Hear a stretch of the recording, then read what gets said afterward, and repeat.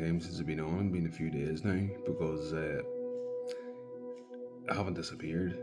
It's just bullshit international football, interrupting good football, and putting players at jeopardy. I will go into that, but right now it's about Leeds United. We have a number of players who have been on international duty. We're going to take a wee quick look and come back later on after the press conference. I think Farke's got a press conference at like 1:30, so I can come back after that press conference and I'll touch on that as well. First of all, I'm going to talk about is Ethan Ampadu. Ethan Ampadu played for Wales. Obviously, we rode on in Cardorlo. Just looking here, they had Belgium and England. Got hammered by England 3-0. Wasn't the finest display by Ampadu. Came through it okay, I think. Same as Rodon, same as Darlow. Darlow done alright, but like 3 goals is not good for a keeper of any at any level. But at least there are 3 players came through unscathed. A big thing was then the Belgian game again. They came through unscathed. Both of them, or sorry, the 3 of them. Look, you're up against quality opposition in both England and against Belgium, so tough tasks. Don't really care about the results, to be fair. Nothing to do with me. Don't have any skin in the game there. Don't really care about international football, as I say. It's just an absolute waste of time, in my opinion, unless it's a major tournament. Main thing is our captain's coming back.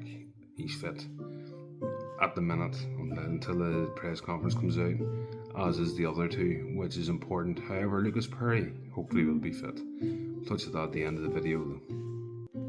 The other 4th player that I'm going to talk about is Brendan. I'm not going to talk about an awful lot of detail about Brendan because I could kick him all day long, as I have been in the recent videos, and I'm going to try to be a wee bit more balanced with Brendan as best as it can be whenever it comes to the likes of quality. Anyway, I'm just looking here. The US had Ecuador and Australia. Ecuador and Australia, like you're talking 7-8 hour flight to the east coast of the US. I don't know where they were based in the US, but then you're talking about the further afield. If it was centre or west coast, then Ecuador is obviously Central South America. So he's had a lot of travelling. He also played. Did he play in the first game? 20 to 30 minutes in the first game. Second game, he played against Australia. Again, this is the thing that pisses me off about international football. Why play Australia? It's like Ireland played a couple of games there, and one of them was an international friendly. It's like, what the fuck's the point? It's just, you know, it's an absolute waste of time. There's enough football through the season. You know the players are fit. You know, you've got them for 10 to 14 days. Why the fuck are you playing more football, putting them at risk? But then that's me looking at it from a club perspective. But again, unless it's a tournament, I don't particularly care about international football. To me, it's boring. When you're going up against the likes of a San Marino or an Andorra and you're winning 8-0, what's the point? You know, it's an absolute waste of time. But again, Brendan, over the 2 games, look, I didn't go into detail. I watched snippets, I've seen bits and pieces, but he did what Brendan does. He runs around, he plenty of energy, all the rest, but he had no goals and no assists and what I saw. But you know, as long as he comes back unscathed, I'm happy. He's going to be tired. It's as simple as that. I'm just hoping Willie Ronaldo is back from injury. Obviously, we're hoping that's going to be the case against Burnley this weekend. Tanaka, on the other hand, is a big one. He had 2 games, flew around the bloody world. Was it a 14-hour journey? He played Paraguay in Japan and then Brazil in Japan. First game, he played 78 minutes, really good in midfield, very good passing. Look, he does what Tanaka does. He's a solid player, he's a very good player, he's a dynamo. Played against Brazil. Japan beat Brazil 3-2. Again, same thing. You get the work rate from Tanaka. You get the quality, the passing. You know, he's a very good player, whether you play him as a 6, an 8, or a 10. you know, which he can do. Or if even in the system that Japan play, he can play as a 4, you know. But listen, he's coming back, boy. He's had 2 good results, but the problem is he's flown around the world.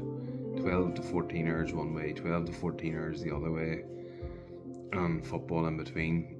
You know, yes, these boys are in luxury jets and whatever, but they're still going to be tired. I'm hoping he comes back. He doesn't. He no goals, no assists, but I don't really care about that. To be fair, I'm more concerned about his fitness. Again, I keep coming back to it. I don't care what happens as long as they come back and they're fit and they can play for us at the weekend. But if you're playing against Brazil and you're winning, you should be able to compete against Burnley and possibly take them apart.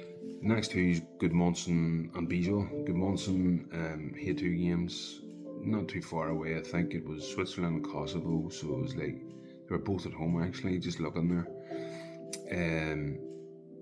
Apparently, you get a bit of stick because Sweden aren't doing too well. They get beat by, I think they got beat by Switzerland, wasn't it?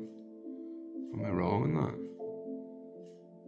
I think Switzerland beat them, and they have Gyökeres up front along with Isak. You know, Gudmundsson they have back, and they have a really decent attacking team, and they didn't score. So it was like, okay, but apparently he's coming in for a bit of criticism back in Sweden. Again, that's fine as long as he brings his Premier League form back to LEEDS. We'll be happy because he's been a real bright spark this season, and hopefully he's stayed fit and he can keep going the way he's going. Bijol, 2 clean sheets in 2 games for his international team. Look, Slovenia's not a power puncher. They're not going to go and win every game. We know that. But the reality is, he's a very good defender in a mediocre international team. Kept 2 clean sheets. Played 2 full games. So he's fit and ready to go. He's not been away far. Just looking here, he played in Kosovo and in Switzerland, so at home to Switzerland and away to Kosovo. It is what it is. They're European flights. Should be easy enough. He's fit. Get him in the fucking team, Daniel. That's all I'm saying. Ilya Gruev, he's been dropped. He's 5th choice at Leeds and he's been dropped by Bulgaria. I'm going to say nothing else about that because I don't have an awful lot of positivity to say about Ilya Gruev. I think he's a very...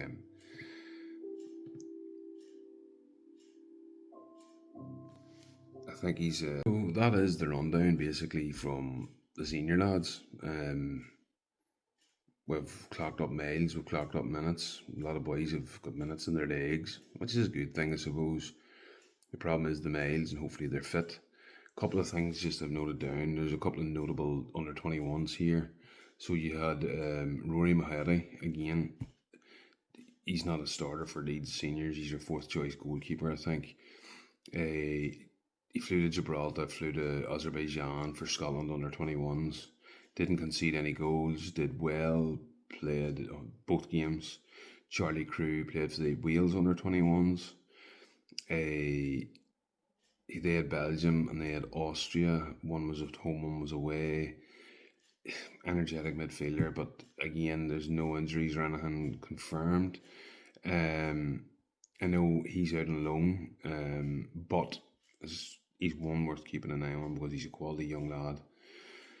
That's the breakdown. There's no injuries reported. Lads are back today at Thorpe Arch. I think everybody's back now. There's going to be a few people pushing for starts.